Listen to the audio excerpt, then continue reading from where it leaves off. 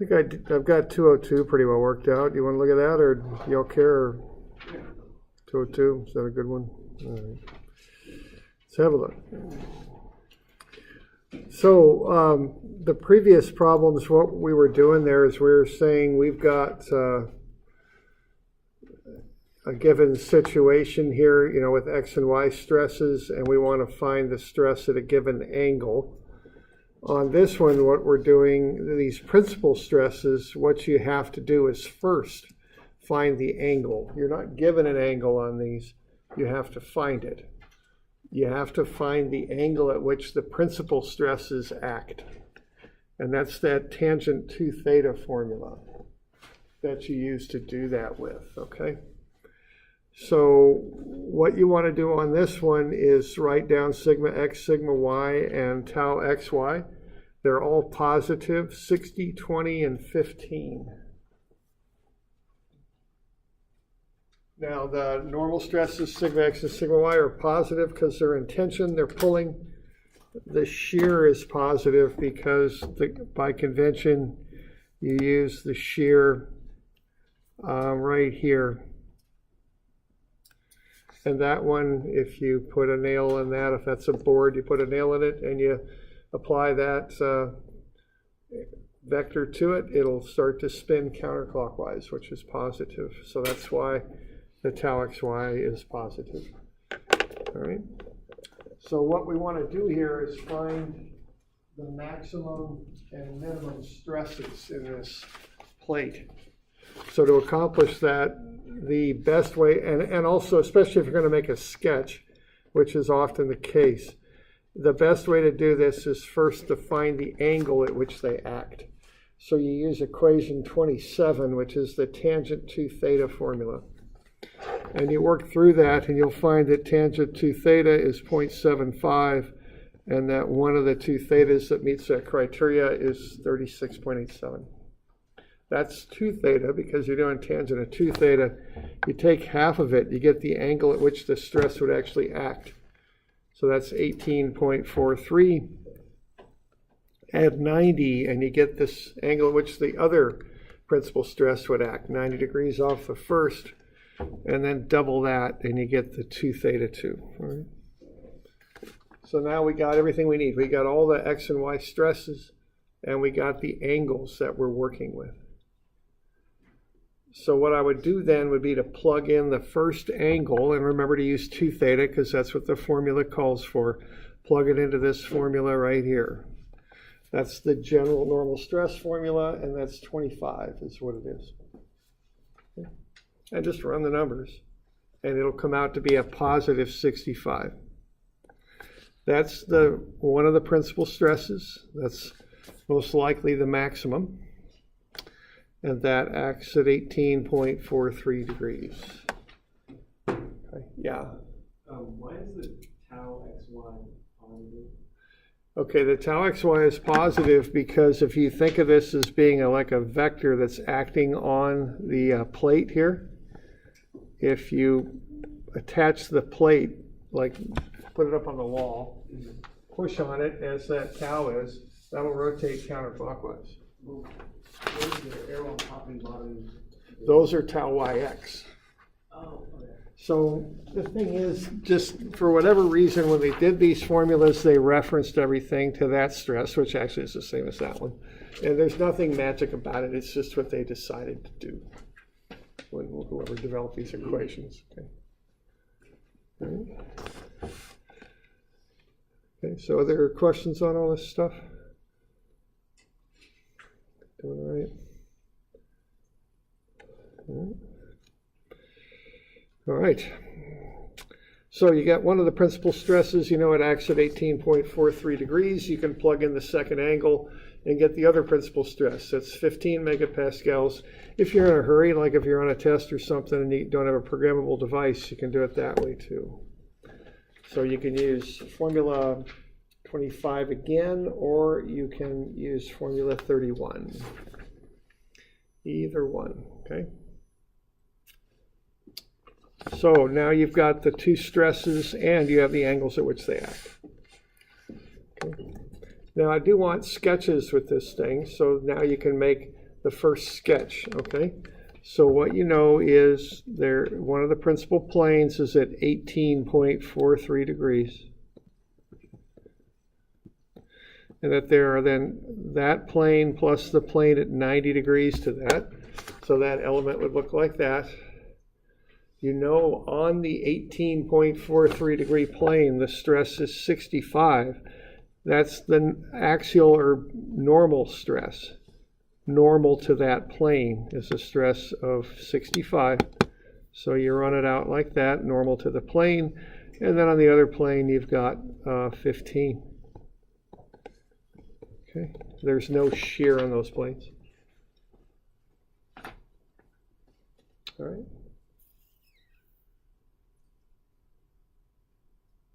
We're doing all right with that. Okay. Now we're also interested in the shear that's acting in this plate. We want to find the maximum shear so we can design it, most likely here. But on these principal planes, the shear is 0. Where the shear is maximum is 45 degrees off of the principal normal stress planes. So you take the 18.43, add 45 to it, you'll get the angle at which the maximum in-plane shear stress acts. You can double it because that's what you put in the formula, and then plug that in to the tau x1 y1 formula, the general tau formula, which is formula 26. And that'll get you a negative 25. So on the plane where the maximum in-plane shear stress acts, and that plane is at 63.43 degrees,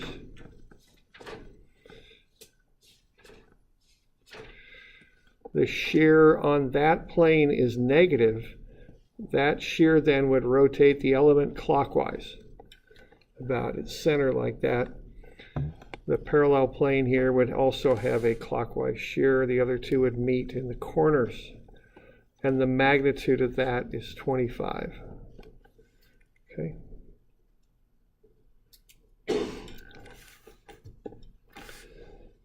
Now, another way to find tau max is to take sigma max minus sigma min over 2. Oh, excuse me. Before we do that, the normal stress that acts on that plane is the average normal stress. So 60 plus 20 over 2 gets you 40. So on each of these planes, there's a normal stress equal to 40. Okay, like so.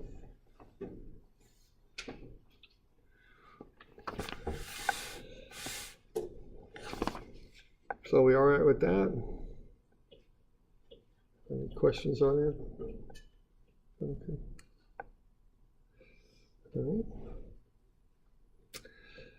All right, now there's also a little formula there, 30, that says if you take the sigma max minus sigma min over 2, and this would be a plus or minus value, you get tau max in plane, or tau max. So sure enough, you know, when we run that, we could do that. We could take 65, which is sigma max, minus 15, which is sigma min over 2. Plus or minus that is plus or minus 25. And that corresponds to this value right here. So that's in plane. However, there's also a stress that acts out of plane, okay, that we need to investigate. So if we have this element kind of going off that away, well, actually, we've already got that one. Now we also have this principal stress element like that. And that had 65 going this way and 15 doing this. Well, even though we're doing two-dimensional stresses, we're doing three-dimensional elements. You know, everything in our world has 3 dimensions. So we can go like that, okay? And then we can have a look at this a little closely. We can take our eye and go up here and look down on it that way. And if you do that, what you're going to see is a plane that does that. It has 65 doing this. And then on this side here has a stress of 0. Okay?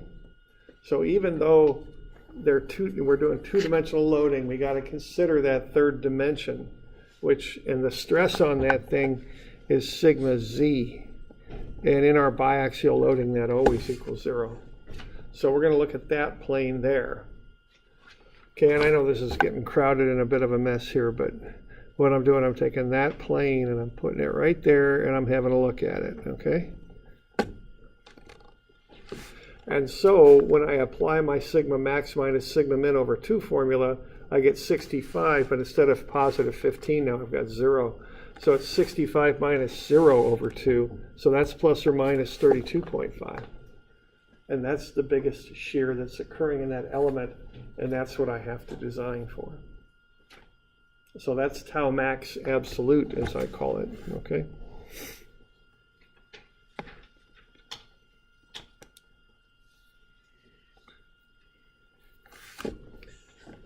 So we're doing all right with that? Okay. So that's the kind of the drill on that one.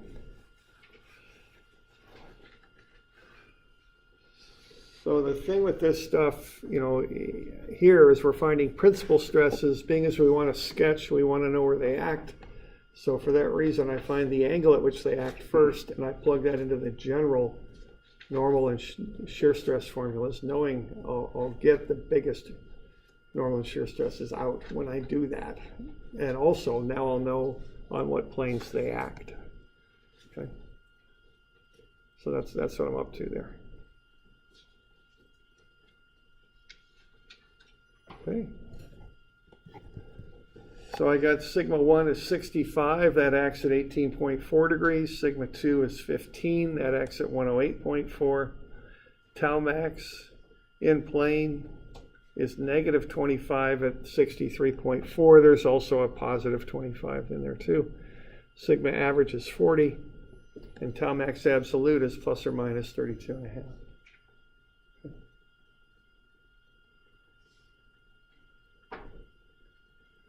Doing all right?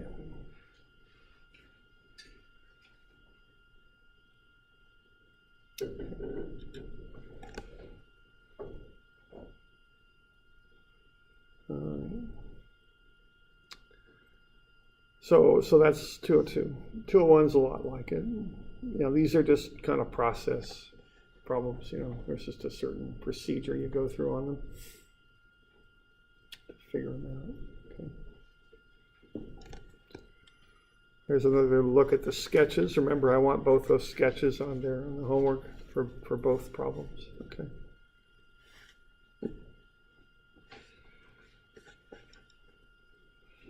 All right. So with this biaxial stuff, there's two versions of it. You know, the first thing is just find the stress at a given angle. And again, I know I keep repeating this, but I've just, in past exams, I've just had people kind of, I guess maybe I wasn't getting this across or something, but they were trying to do too much with the angles. If I say find the stress at an angle, just plug the angle in. You're done. Don't make it hard. If you got to find a principal stress, the greatest stress, find the angle first, then plug it in. So in one case, I'll give you the angle. If I do, just plug it in. If I don't, you got to find it. Then find it, then plug it in. Okay. And you add 90 to it to get the other principal stress. There's two principal stresses, 90 degrees apart. You add 45 to it to find the maximum in-plane shear angle. Okay. All right.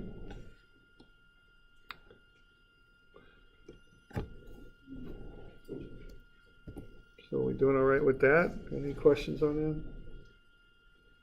Repeat that last part one more time. You said the two principal stresses are 90 degrees apart. It's 45 degrees. Yeah, right. I'm just trying to think what to pull up. I don't know what I've got open here. Do I have this stuff? I want to open some. So yeah, it's kind of a mouthful, I guess.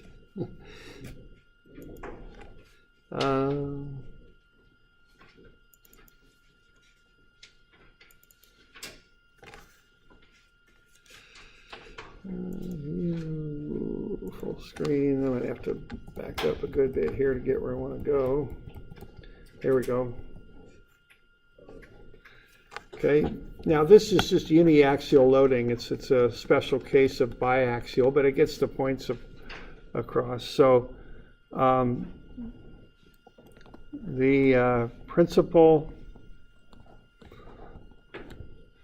normal, otherwise known as axial, stresses are 90 degrees apart.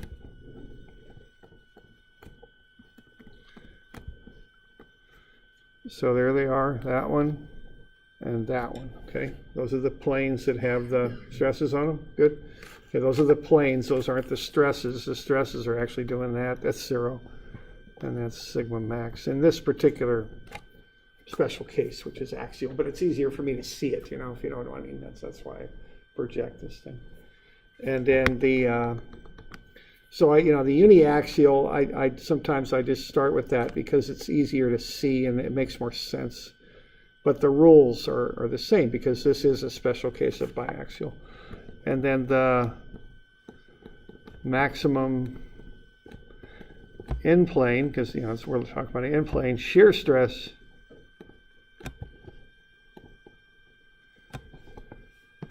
is 45 degrees from the principal normal stress planes.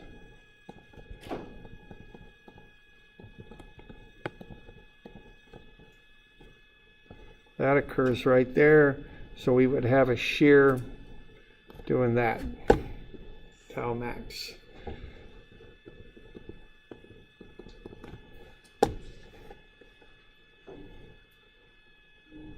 So the max and min principal stresses, the axial ones, are 90 degrees apart. I mean, that makes some level of intuitive sense to me. I don't know. And then the maximum shear is halfway in between the two principal normal stresses, okay, which is 45 degrees.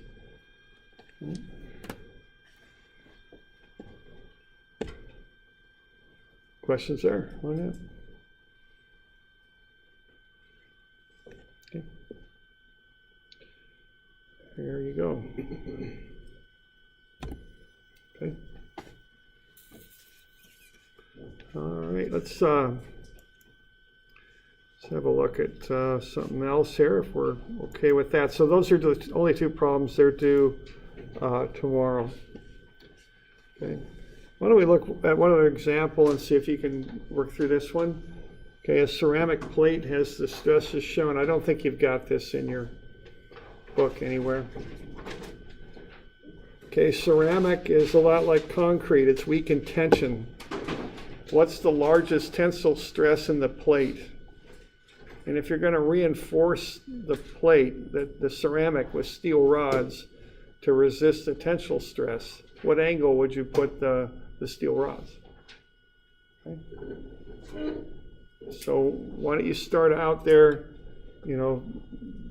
figure out the angle figure out the biggest tensile stress and what angle it acts at. So see if you can get that figured out for starters.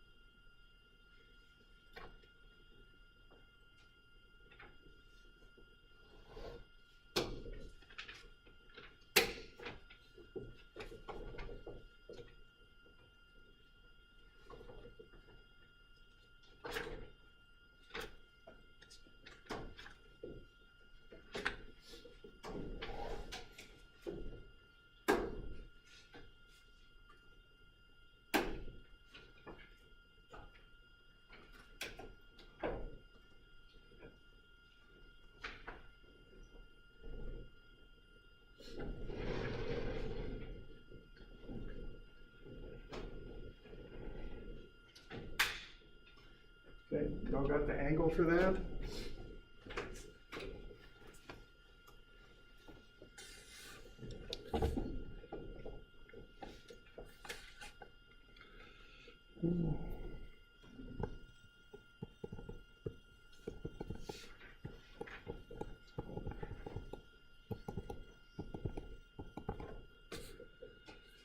We got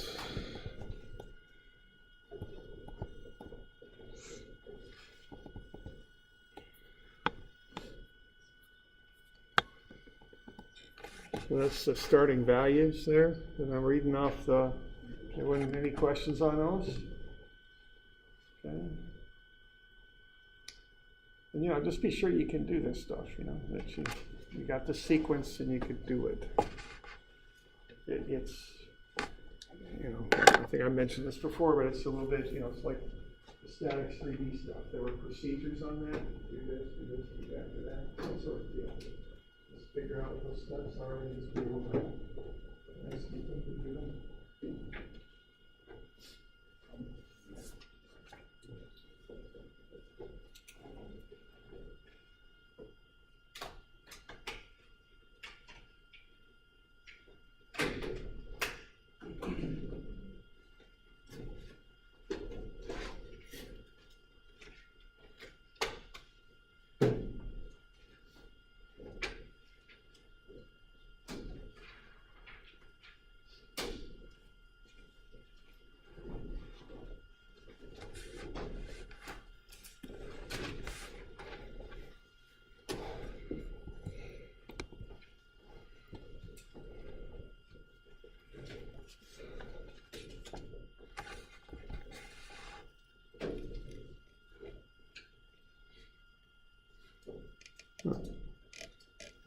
Okay, that'll be.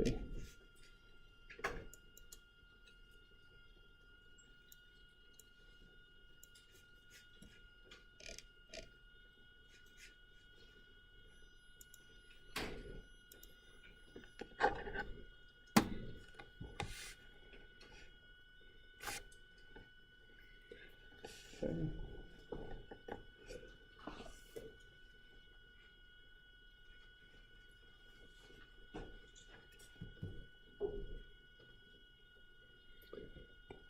So like 11.6 is one, is that about right? And the other one is 101.6? Okay. Everybody getting to that okay? 7.6 and 101.6? Any questions on that? Once you got that, you just plug it in the formula. Again, it just kind of is what it is. It's on the blue formula sheet, and formula 25. Yeah, just run it through 25. Okay.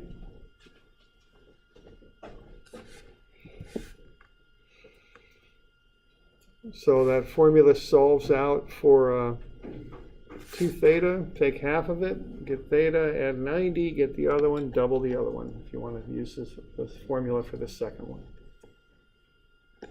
So just do that.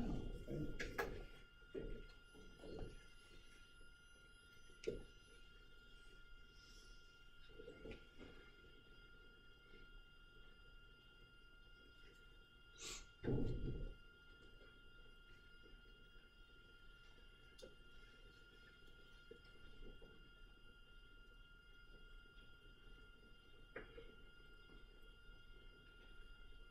And once you got the numbers, why don't you kick up a sketch and show, what it looks like.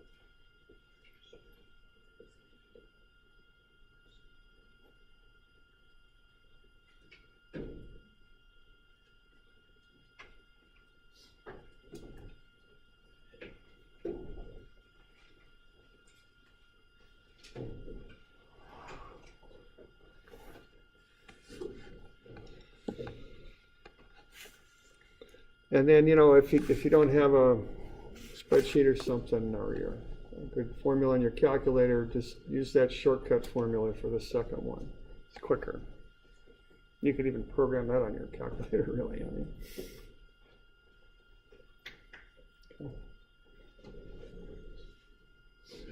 And then once you got the numbers, why don't you make a sketch to show what's happening with this.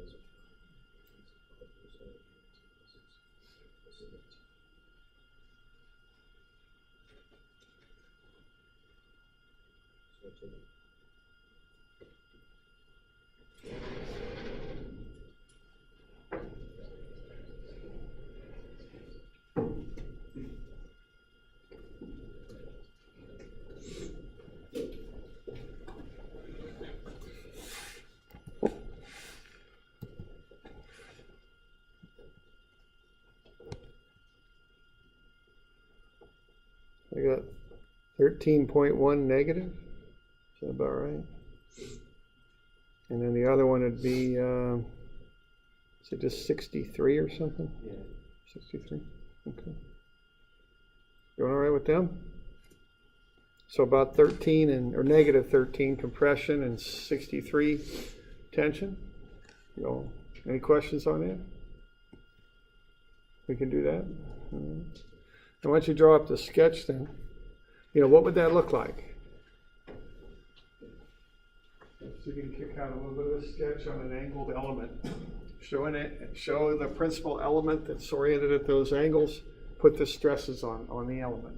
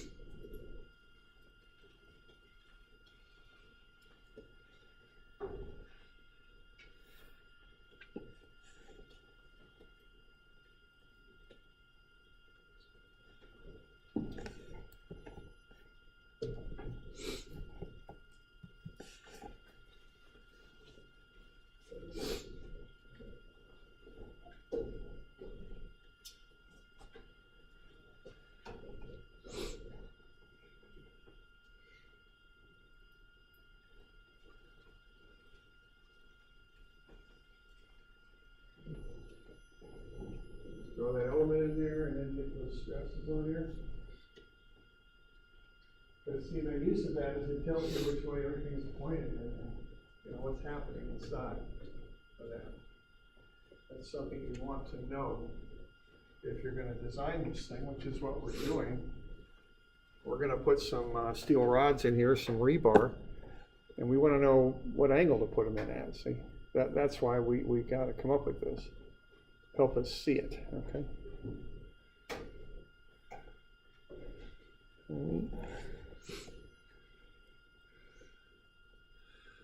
So there's that alternative formula to find sigma 2. Sigma x plus sigma y minus sigma 1 will get you sigma 2 also. Okay.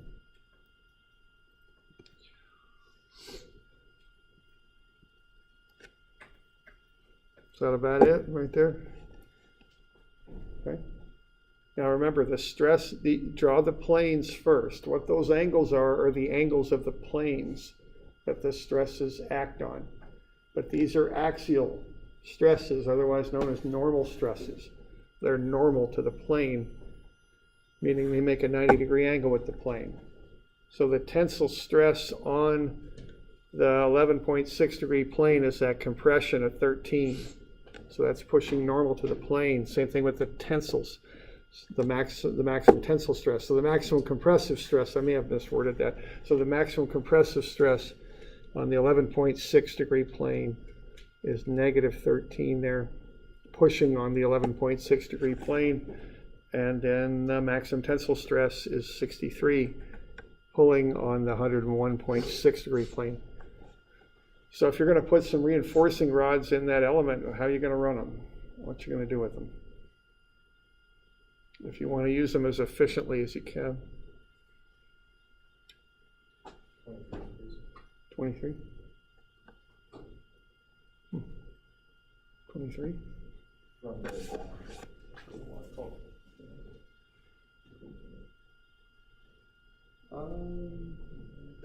23?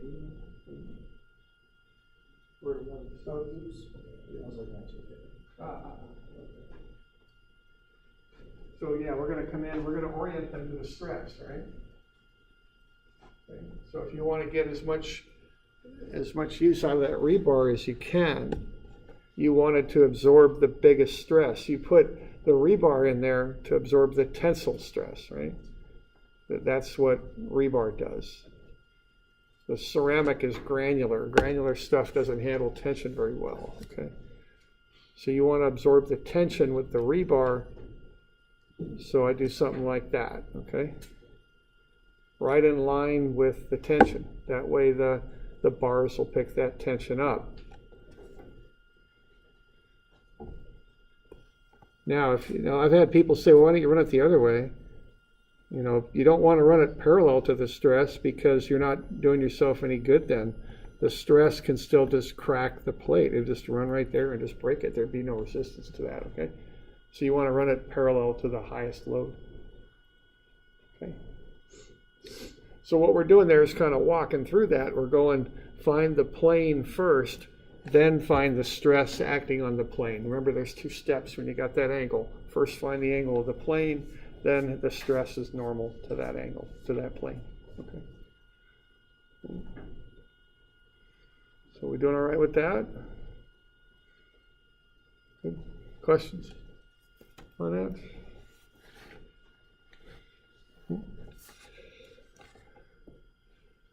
Okay.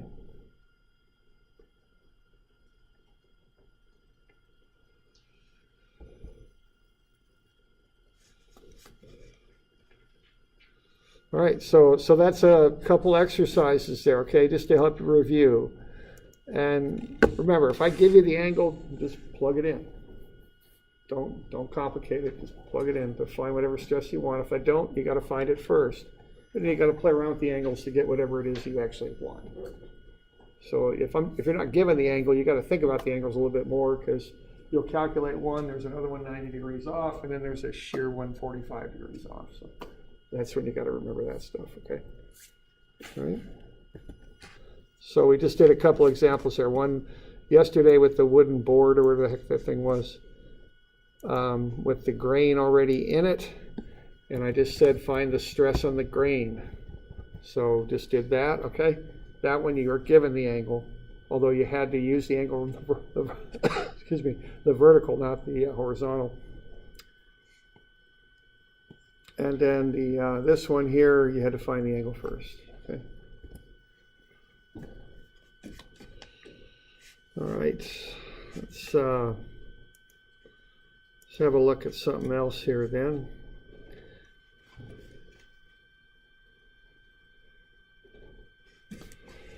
Okay, now it turns out there is one other way to calculate this biaxial stuff. So let's have a look at that if we're good here so far. I think we are. All right. Now, another way to calculate this actually goes back a long ways back, maybe 140 years or something like that. 130 or 40 years. And I'm not entirely sure, you know, the development of this. I've got some guesses, but I don't know for sure. This is something called Mohrs circle. All right. Now, what Mohrs circle gives you is another way to calculate these stress equations. All right. Now, this comes from the late 1800s from an engineer, a Bavarian engineer by the name of Otto Mohr. And I don't know, but I wouldn't be surprised if this was a response to the fact that, you know, they didn't have a whole lot of universities back in those days to train people to do complicated mathematics. And they sure as heck didn't have computers, okay? So, and if you think about how we're calculating this stuff, you know, it's kind of onerous to calculate it. You got to have to kind of know what you're doing mathematically. Plus, you got to have a calculating device to handle it. And they didn't have calculating devices, I know that. And there might even have been a shortage of people who were really competent mathematically to run through some of these calculations, you know. So that was the situation, perhaps, and that might have been what Mohr was responding to, was those conditions. Okay, when they really started developing this stuff and using it is kind of in with the Industrial Revolution. When you started building like bridges and structures out of iron, you had to start paying attention to this stuff, and there were some pretty epic failures, you know, bad ones like bridges like falling down, which is pretty bad, you know, that kind of stuff, okay? And so they were investigating the nature of structures and stress more and more. And this was a way to calculate Mohrs circle given the technology of the times in a simpler way. Okay, now what this is a graphical solution, a graphical way to plot up a circle, and from that circle solve for stresses in an element. The x, y coordinates of the points on the circle represent the states of stress on different planes. Okay, so if you could just find the values of x and y on the circle, x is the normal stress on a plane, y would be the shear stress on that same plane. So if you can get that circle plotted, you can start looking at the points on the circle and figure out what the stresses are. Now the derivation, I just want to run through briefly. Basically what I can tell from the derivation is Otto Mohr was pretty smart. It's complicated, it's kind of tricky, but it's really elegant the way everything falls out of it. So what he did, he took the two formulas that we got, which had been developed, 25 and 6, and he rearranged them just slightly. He took the normal stress formula, 25, and he subtracted sigma x plus sigma y over 2 from both sides of the equation and essentially brought it to the left side of the equation. And when he did that, he used the shear formula straight up, and he noticed they look a lot alike. There's kind of mirrored image differences in them, but they have a similar form. So what he did is he squared both sides. So we got sigma x1, which is really what you're trying to find, minus sigma x plus sigma y over 2, which is kind of like a constant because we know sigma x and y and tau xy. And squared is equal to this big old thing here. He used the FOIL process to FOIL that out and get that thing expanded. So sigma x minus sigma y over 2 quantity squared cosine squared 2 theta plus 2 sigma x minus sigma y over 2 cosine 2 theta tau xy sine 2 theta plus tau xy squared sine squared 2 theta, okay? And he did the same thing with the shear formula. He squared both sides. And then what he did, he added up these squares. And what he got then was sigma x1 minus sigma x plus sigma y over 2 quantity squared plus tau x1 y1 squared. That was on the left. And on the right, what he's got is a positive term and a negative term that are the same terms. They're just in a little bit different order. This first one here is cosine 2 theta first. It comes second on this term. The sine 2 theta is second first on the first term and first on the second term. But when you multiply it all together on account of the communicative law, it doesn't make any difference, okay? And so one of them's plus 2 and all that stuff. The other one's minus 2 and all that stuff. So both of these terms cancel each other out, okay? So there you go. So they're gone, which simplifies things a lot. But further, he's got tau xy squared sine squared 2 theta plus tau xy squared cosine squared 2 theta. Sine squared plus cosine squared is 1, so that's gone. Similarly, on this side, you got a cosine squared 2 theta and a sine squared 2 theta. They cancel out because when you add them up, they equal 1. So what that boils down to is a much simpler formula. Still not entirely simple, but a heck of a lot better than what it started out as. Right there, okay? And the next little thing that he noticed was that's the equation of a circle. He's got the two variables, x and y, so he's going to use sigma x1 as the x variable, tau x1, y1 as the y variable.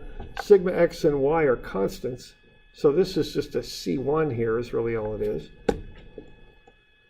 And then he's got, on the other side, then, if this is the center point of the circle with the two variables and the constant, the center of the circle would be at Cx, comma, 0, because there's no constant on this second term. Sigma x1 is the x ordinate, tau x1, y1 is the y ordinate. And then if you just take the square root of this thing, that's the radius. So he realized he has a circle there. And if you can plot up a circle using those parameters, all the xy coordinates on that circle are going to get you the stresses and all the different angles through that element. So that's what Mohr came up with. So that was pretty cool, okay? So what you do here is you start with an element.